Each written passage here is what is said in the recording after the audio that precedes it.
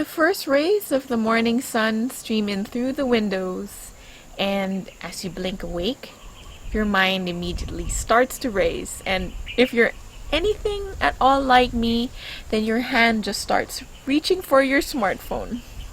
I know, in the quiet lull of the morning, this is just the easiest thing to do. The mornings are such a powerful time to really begin your day. Do you have a morning routine that gets you off going to a great start? I'm Noelle Aquila, and I remember when I first started creating a morning routine. It had been a few months since closing my business and a few years since my last corporate job. I was used to rushing in the mornings, and I would shower really quickly, hurriedly get dressed, and just bolt out the door. Before long, I knew it, the week would be over and I'd be burned out. This time, however, I had some leeway. At this point, nothing was more important than getting myself started and going again. Yet how to do it? What would be the most effective and efficient way to do so? I found myself staring at the blank canvas. In the stillness of the morning, the energy that permeates the air buzzes with potential. It is rich and full of hope. Here, you can begin to cultivate what would be the start of the rest of your day. So a powerful day is created when you start at your center. To really start at your center, first create a sacred space.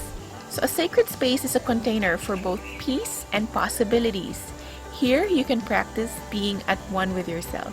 You can choose any space you want. It can be in your bedroom, it can be in a special designated room, it could even just be a table with some artifacts that you really like. Since I love nature, I chose my garden. So here I chose a small nook, and before doing anything, I first cleared it from its stagnant energies. So I did this by burning sage and Palo Santo. With fresh air and really good chi flowing, I made this space my own. So I also put on some good mood music, laid out my yoga mat, and started diffusing essential oils. So it's also helpful to personalize the space with items that you love. So I love dream catchers, so I hung a giant one on the roof or the ceiling. I also put in some art from places I've been to, and put out some colorful scarves just to make it a little bit more cheerful. Grounding in this sacred space is what helped me to begin to move forward. Next, in the morning, I energize the body. My personal practice is to really just start the day with a glass of water. This helps to revitalize the body, hydrate from the night, and just get everything starting to flow. It also flushes out toxins and gives your metabolism a boost. Then, after centering myself with a few breaths, I begin to stretch and move. So my personal practice is yoga, but of course find something that really resonates with you and that you enjoy doing. This gets the blood flowing, enhancing circulation, and even overall flexibility and cardiovascular activity. As Joseph Crandall once said, the nature of yoga is to shine awareness in the darkest parts of the body. As a moving meditation, yoga means union, or the union of body, mind, and soul. With each passing breath, your body is saturated with more and more life force. This helps me to feel supple and fresh. Next, we enlighten the mind. Intention is the starting point of every dream. To enlighten the mind, I foster the habit of really setting intentions daily. We end up losing the present when your mind is jumping to the future or recalling the past, and what ends up happening is we lose the peace of the present moment. So directing your focus like a laser beam through your intentions can set into motion the creative power that helps you to craft your experience. So wherever your focus is, that's where it'll expand. This will help determine your experience and, in the end, your day-to-day life. After setting the intention, I like to visualize how it looks like. So visualization is so powerful because in doing so, you're actually using your imagination to craft the experience that you wish to have. So not too far off from a daydream, visualization is like a mental rehearsal for what you wish to experience. It is using your imagination and your mind to create images of what you'd like to be, what you'd like to do, or what you'd like to have. Remember, to the mind, this is absolutely real. I like to add in the emotion of the wish fulfilled. So this helps me feel like it's already present and that I already have it now. And when you've done that, let it go. Trust that it's already on its way. I tell you, doing this, it leaves me sky high for the rest of the day.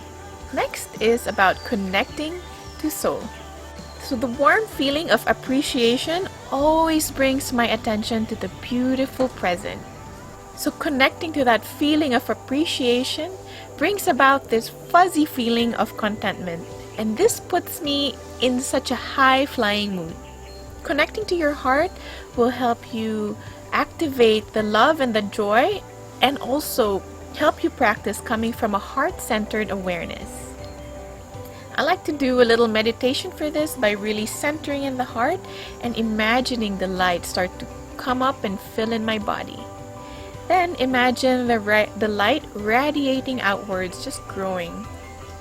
I imagine it radiating out into the world, softly beaming on everyone and everything without judgment. I give thanks for all that was, all that is, and for all the beautiful people who would grace my day. So giving thanks in the morning is such a powerful way to really begin. And just as Meister Eckhart just said, if the only prayer you ever said was thank you, that would suffice. That's how powerful it is. Lastly, commit to the process. These are exactly the days that matter. There will be some days where you won't feel like putting the time to really do this morning routine, or there may be other days where something else might feel more pressing. Those are exactly the days where you need to do it. Creating the space to care for your body, mind, and soul really sets the tone for the day.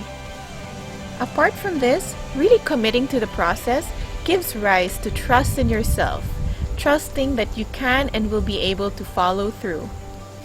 You can always choose to start your day in a flurry and feel like you're just stuck playing catch up. Or you can begin centered in the love that you are, knowing exactly where you're going and in full confidence that you'll get there. Then, watch the rest of the day follow suit. A day is a microcosm of your life, your wonderful and beautiful life. I'd love to hear from you, so once you've crafted your morning routine, tag me because I'd love to see what that looks like.